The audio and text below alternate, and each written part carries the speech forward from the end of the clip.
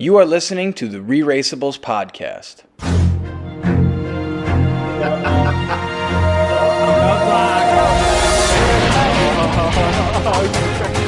Give you a nice little detour.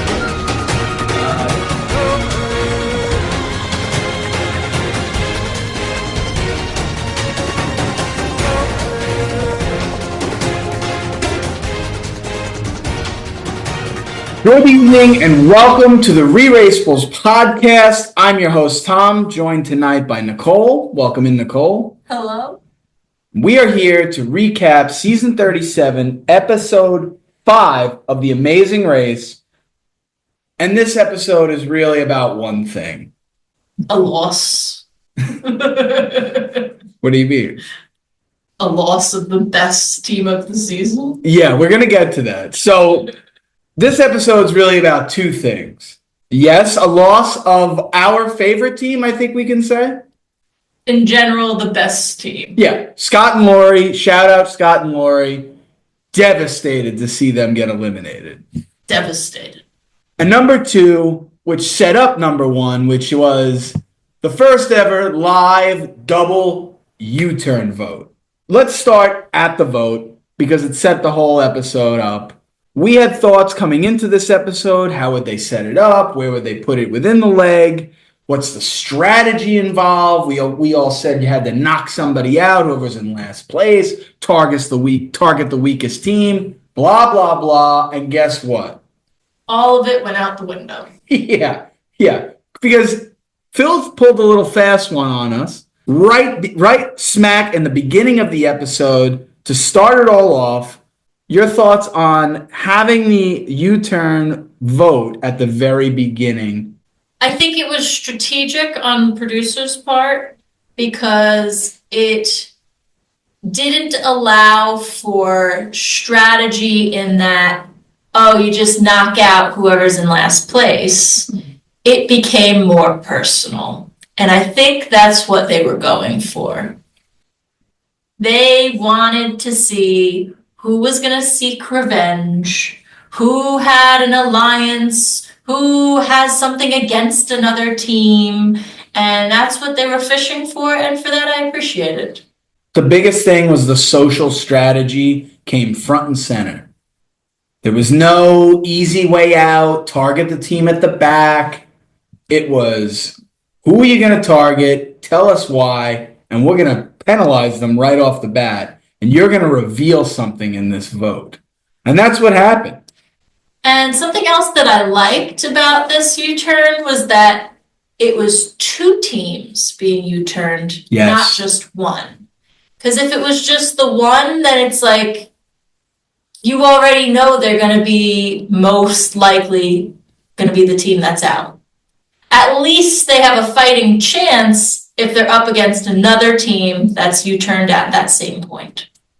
Some teams were targeting who the second team would be. Mm-hmm. They figured, okay, Jonathan and Anna are probably going to get targeted the most because they've had so much success, the Express Pass. Let's vote for a second place team so that it's not us. Right. So a lot of strategy came into it. I think the show got what it wanted. I think we got what we wanted out of it and more. Yeah, it was good. Any standout votes from the double U-turn? I think that Scott and Lori really were not expecting to get so many votes, and they really took it personally.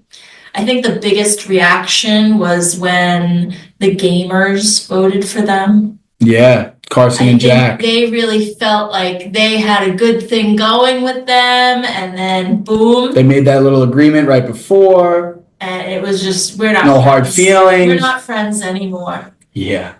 So, and that's the kind of drama we like to see.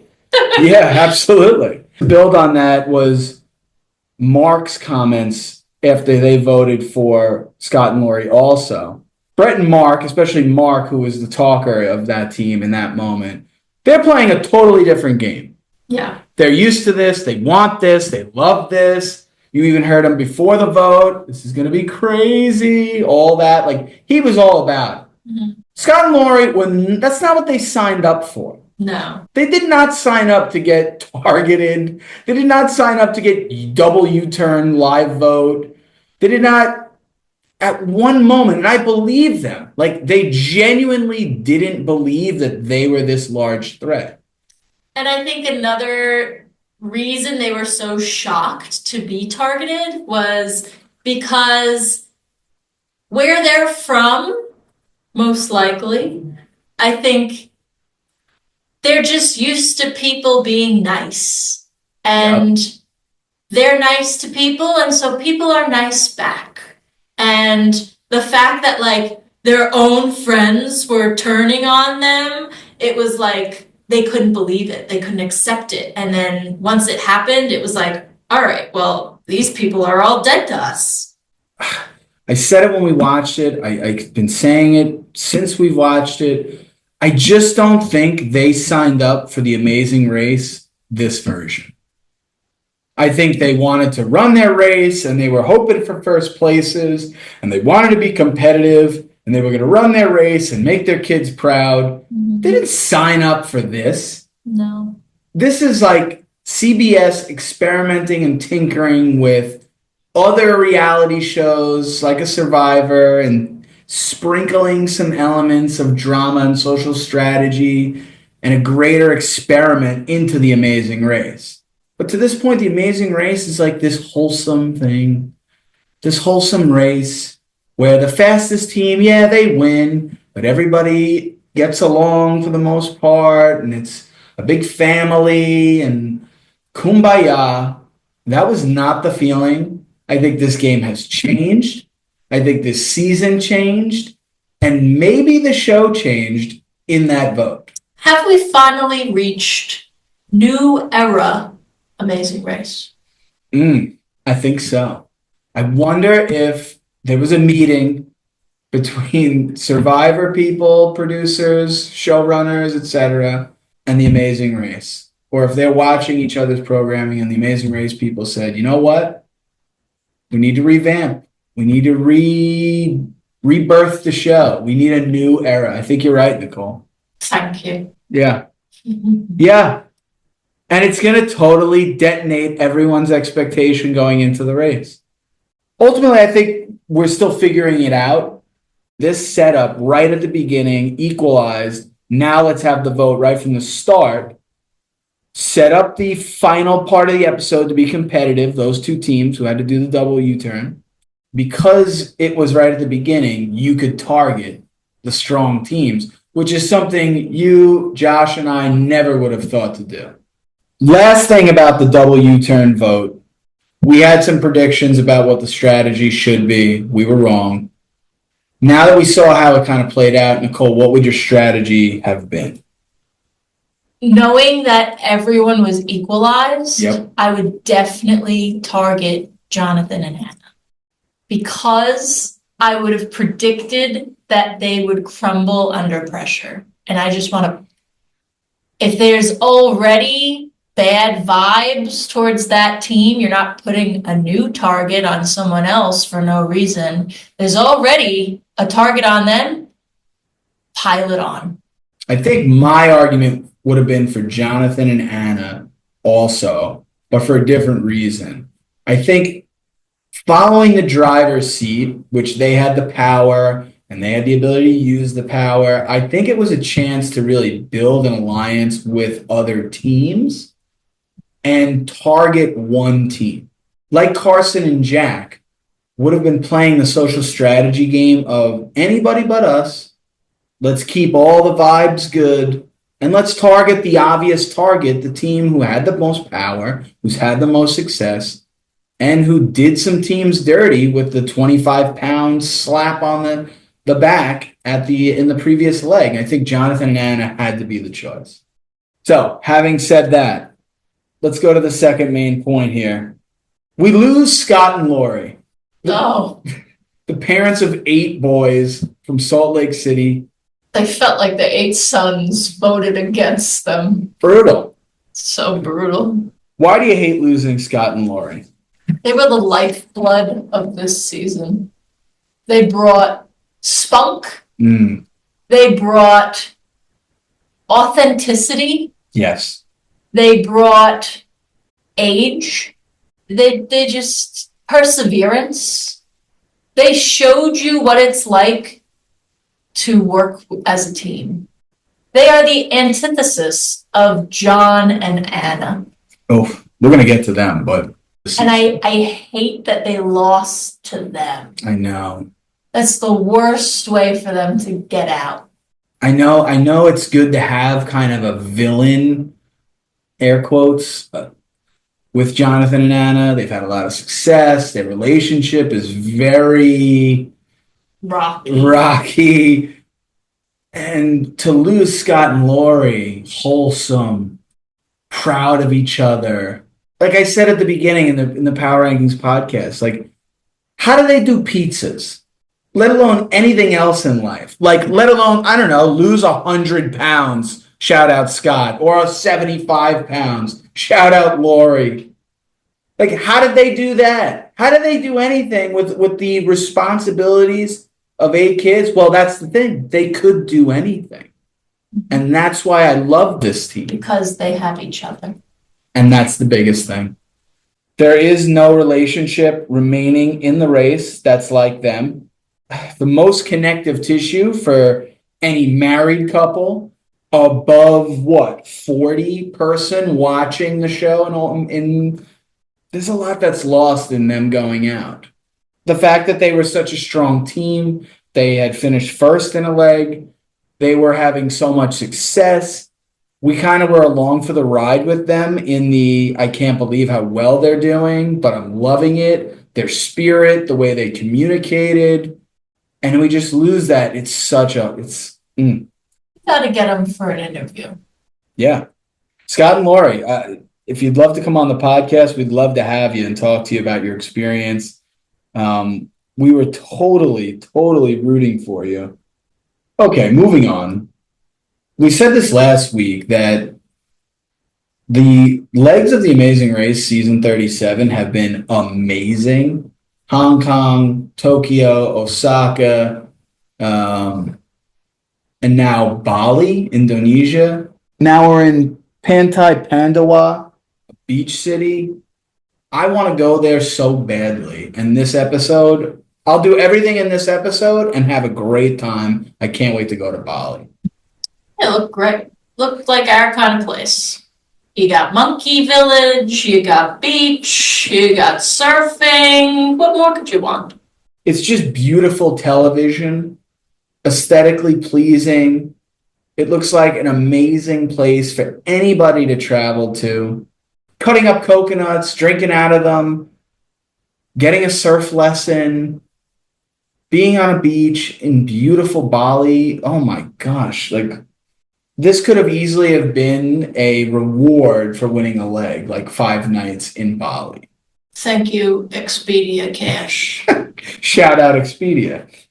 You have the detour, coconuts or coral. Of course, the 2 teams who ended up getting U-turns, Scott and Lori, Jonathan and Anna, had to complete both. Coral, you had to assemble this reef star, which was 18 different pieces of coral tied to this metal frame, and then you had to swim it out in the water. And then coconuts was dragging 60 coconuts on a bicycle, a very physical challenge. For Scott and Lori, Jonathan and Anna, they each chose different starting points, which meant they had different end points. Do you think there was a better starting point, either the coconuts or the coral? I thought that Scott and Lori had the better idea of doing the more physically demanding challenge first and getting that out of the way. But ultimately, it might have been their demise because maybe they were so exhausted that they were unable to pay attention to the details of the coral, which took them much longer than it should have. And I think that's ultimately why they had to leave. It's hard to argue that because knowing Scott and Lori got eliminated, you saw they were tired, you saw the fatigue, and you saw for the first time real frustration and struggle at their own failures. fifth time, sixth time, seventh time. And the details are so small and so nuanced and so slight that it's really hard. You have the extra pressure. You have at least you're out of the sun, but you have the extra pressure. You have physical exhaustion working against you. And you know you're going against a strong team in Jonathan and Anna on the other side. I agree. I think that was a mistake. Impossible for them to know that ahead of time, though. Right, and it seems like they thought their strength would have been the mental challenge, and their weakness would have been the physical challenge, and that's probably why they did that. Yeah. It was very impressive seeing them get 30 coconuts on that bicycle. That was ridiculous. It took 2 tries of 30 coconuts on that bicycle, and they were able to do it. They had no third trip. I mean, some other teams had to take at least 3 or 4 trips. Mm-hmm. Pops and Jeff, Melinda and Erica needed 4 trips. Even Nick and Mike, they had a major slip up there. They brought in 2 trips. They ended up with 56. They had to go back for 4 more and waste that much more time. Silly. Let's turn our sights to Jonathan and Anna on the other side of this double U-turn. Can we talk about what they've revealed to us? They're a disaster. I'd like to just give it up for the ReRACEables podcast for just nailing Jonathan and Anna, their relationship, their dynamic. And we called it. Once adversity hit, they were going to. Although they didn't lose. True. We have to give them credit there. Shout out credit. And you know why they didn't lose? Solely because of Anna. Because he was throwing such a hissy fit. Tantrum. And she was the one that just kept pushing through his BS. She did have her own hiccup, though, at the choral. I'm surprised they didn't give her a life vest to begin with. I don't think the water was that deep. But the sea was angry that day. It was. Those waves were pretty intense. You saw when it knocked him literally on his ass. Yeah, it was great. Yeah, that was hilarious. They get to the coconuts, and Jonathan's true colors really get revealed. He's throwing a tantrum. He's remaining calm, but yet he's being condescending and nasty. Yeah. And so petty. When he's in the lead, he's this great front runner, but when he's facing adversity, he just pouts and becomes like the worst partner you could have on The Amazing Race. Yeah. I would never want to be tethered to him. I think the worst part was after they finished the coconuts, Anna was ready to move on, and he was like, "No, I'm not ready. I've reached my physical limits." And he just sat there.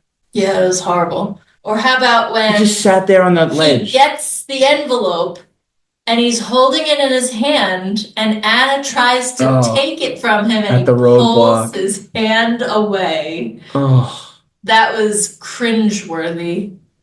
Yeah, like that was uncomfortable. And like, why does he do that? There's no reason.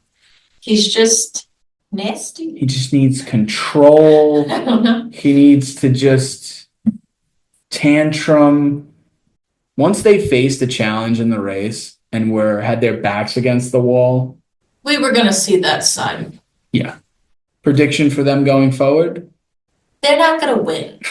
It's just not sustainable. No. And as I imagine like what it's like day after day on the race, it's got to just be more and more taxing. Yes. And so with all of that building and building and building and more tension piling up between them each day, something's got to give eventually.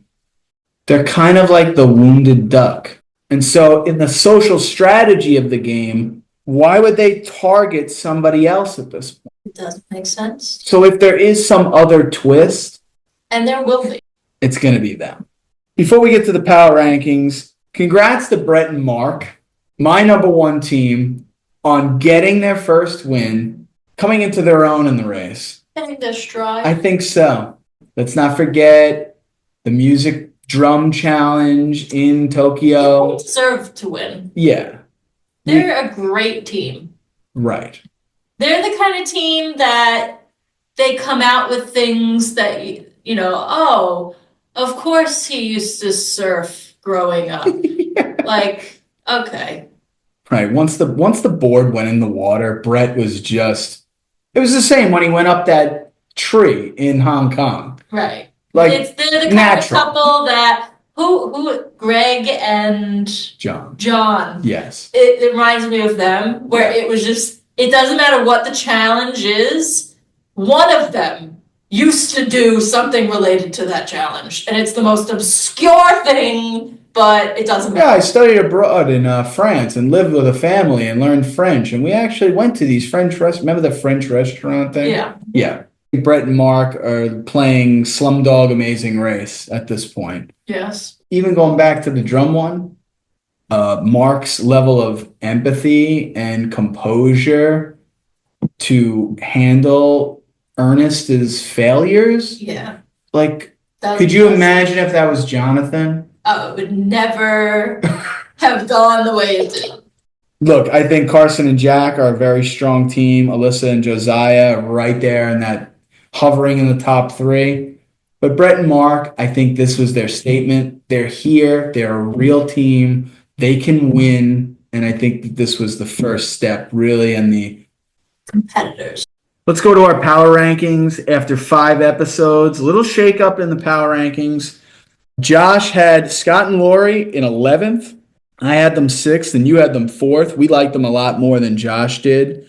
But as a result of Josh having them 11th, we take that 11 off his score, and he jumps from 2nd place to 1st place with a low of 43. He got so lucky. He really did. With that. They did not deserve to be put 11th. No. That's ridiculous. No, he misranked them. And yet it just worked out for Josh. For now.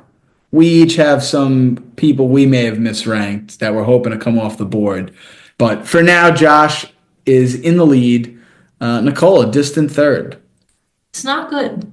It's not looking good. No, I think the Mark and Larry 6th really set the table for you, as well as Han and Holden, Carson and Jack as 2 of your bottom 3. Let's cross the finish line. To cross the finish line, I just want to, again, shout out Scott and Lori. We'll miss you. Shout out Scott and Lori. And I just want to see more of anyone but Anna and the Nasty Boy.